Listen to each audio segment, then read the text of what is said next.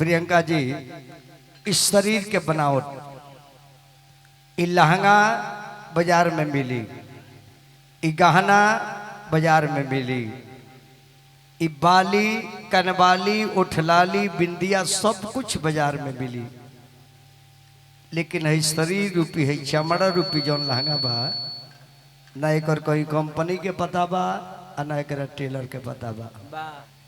ऊ कैसन इंजीनियर बा ये हमनी के माई के पेट में जाके कपड़ा सिले बा और ना में कोई कटले बा आ ना जोड़ले बा किंग में पैरोल बा किने से पैरोल में एक पत्ते नहीं खे। ई लहंगा देखी कहीं से जोड़ नहीं खे आए में कैसे ही कवर डाल दिले बा। वो इंजीनियर के कितना धन्यवाद कहल जाए। ठीक बा नहीं देंगे देखिए प्रियंका जी ये पर खूब चिंतन करे के बाद ऐसन सुंदर लहंगा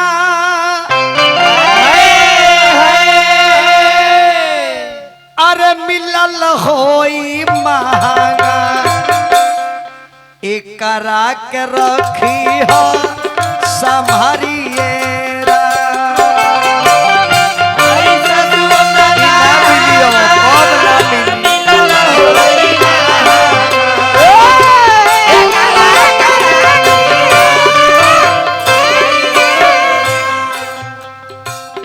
ऐसन सुंदर लहंगा मिलल होई महंगा एकरा के रखी हो संभारिए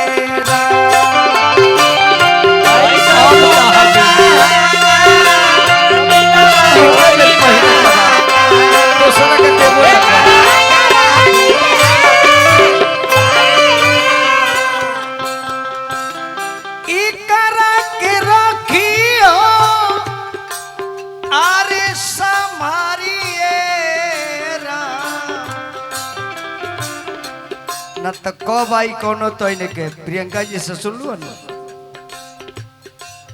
न चिट्ठी न संदेश न जाने कौना देश लेकर चला जाएगा।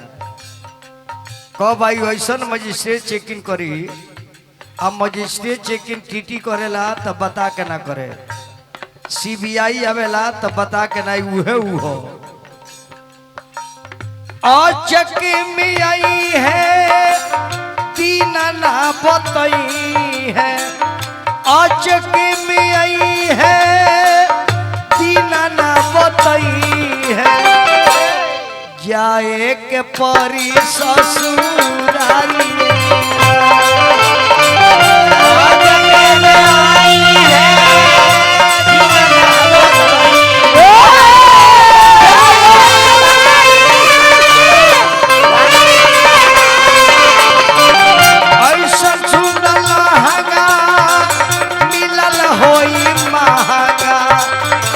एकरा के रखी हो संभारिए।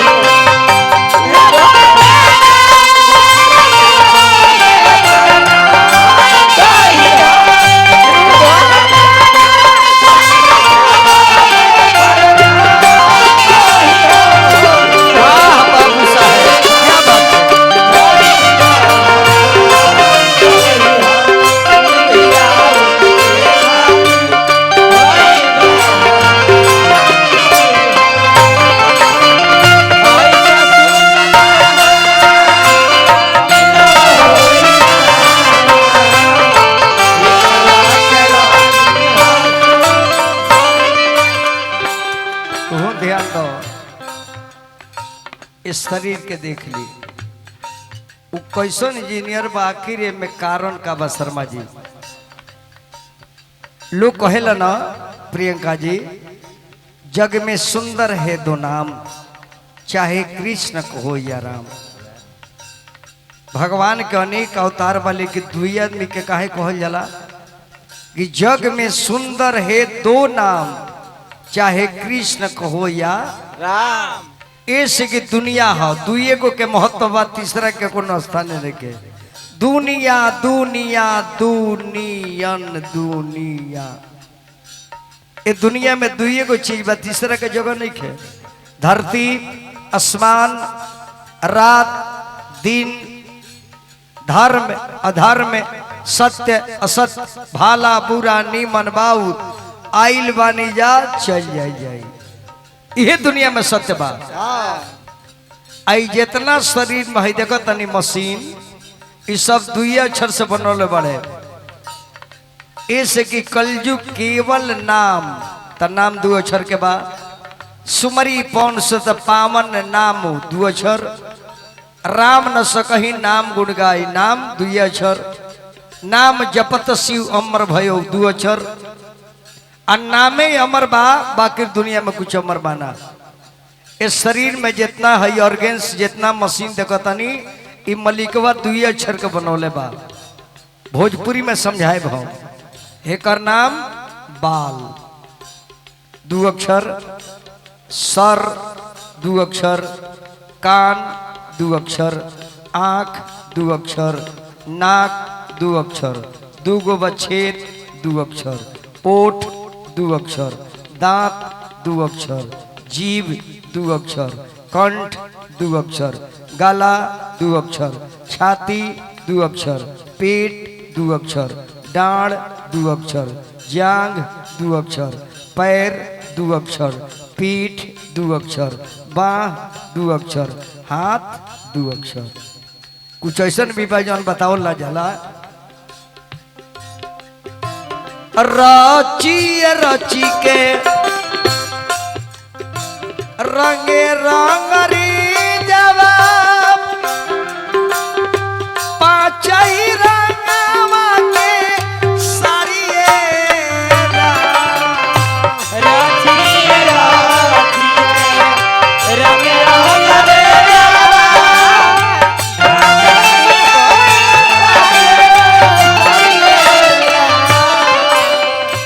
रची रची के रंग रंग रे जवा, पाँच ही रंगवा के साड़िए राम।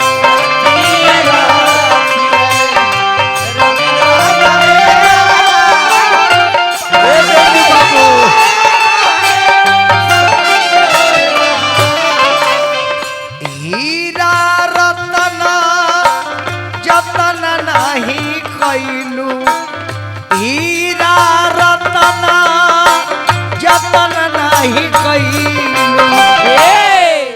लेके बनवलू का बाड़िए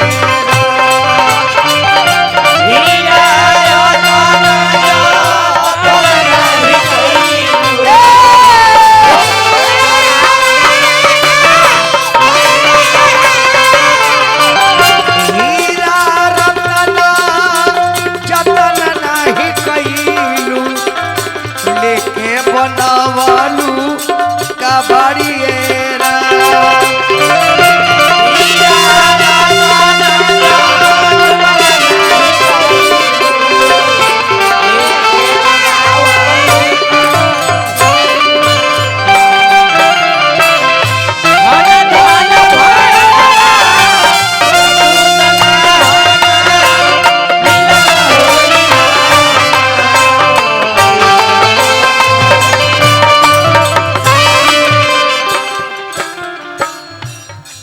बताइए वो इंजीनियर के का केहू पढ़ाई करी। एगो नाक से रउआ घर में गीजर लगाओ तनी, हो गई मलिकवा गीजर लगोले बा, एगो से ठंडा एगो से गरम, एगो इंगला हो एगो पिंगला हो, एगो माइनस है एगो प्लस हो, आ यही से कनेक्शन ये ब्रह्मांड के जोड़ा जाला।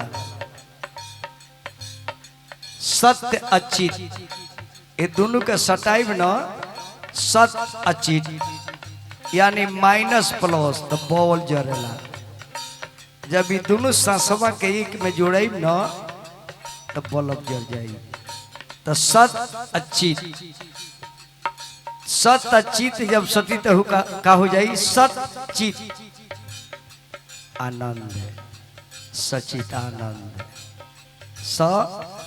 सचित आनंद, सचितानंद वो परमात्मा के उनका से डोरी लग जाई। क्षिति जल पावन गगन समीरा पांच को से भइल तैयारिये।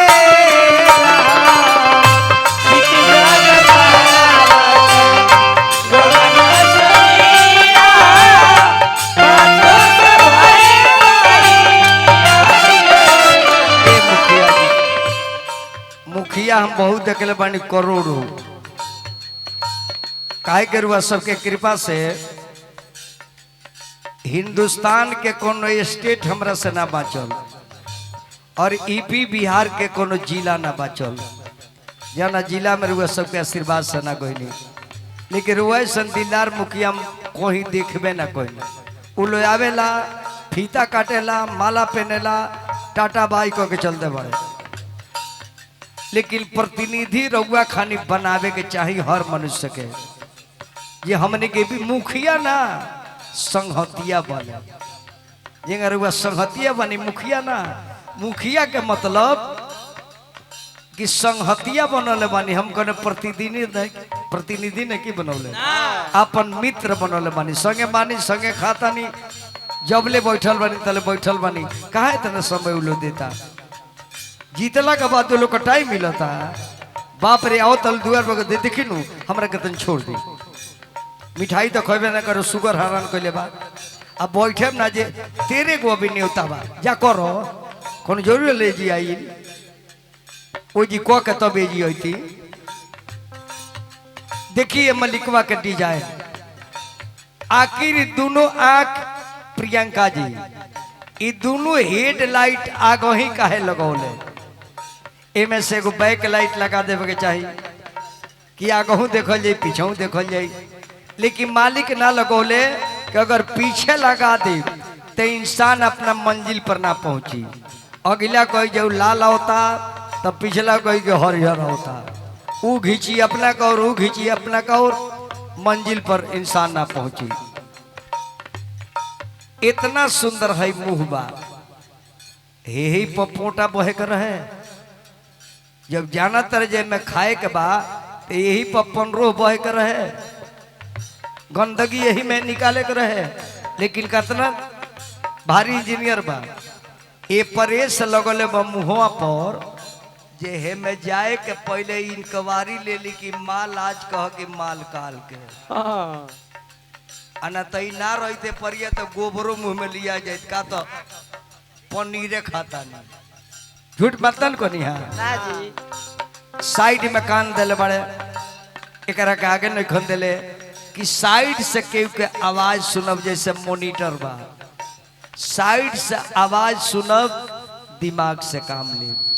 आइए अगर कानवा हेजी रही तो हम दिमाग से काम लेती, कुछ बोले के चलते ये मुखिया जी ये तले ही कोई टन टन टन टन भन भन भन भन, दिमाग खराब। इस मालिक के कितनो बड़ाई करे तो कम हो जाए। एक दिन सर्विसिंग पे देह चढ़ी, कोनो एजेंसी गाड़ी देला तो सर्विस बुक देला कि इतना दिन पर आके सर्विसिंग करा ली हो, लेकिन इतना अमूल्य संपत्ति इतना रुपया के गाड़ी आज लेकर सर्विसिंग भइल बा। ऊपर से साबुन सरफ सेंट इतर छिड़काता, अब भीतर का बा एकर कोनो मतलब है देखे। अदनी एगो साइकिल लेते तो धो तनी गिरीश मोबिल लगाओ तनी मोटरसाइकिल में लगाओ तनी, लेकिन हाथाना दाम के ई गाड़ी आज लेकर सर्विसिंग ना बन मुखिया जी। वो सर्विस सेंटर पर जाई तो सर्विस सेंटर वाला बहुत मार मारी। अरे कहता विजेंदर एकर धोबी जौन बा बड़ी रंगदार हो आ साबुन सरफ से ना धोई नहीं ना। कहता विजेंदर अरे विचार कलयंदर आ धोबियो न धोवे के साकारिए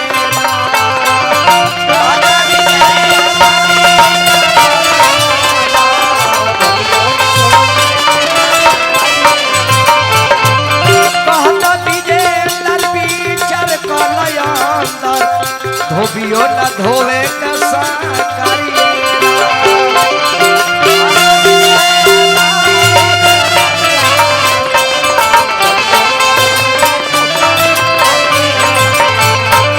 ऐसा सुंदर लहंगा मिलन होई महान एकरा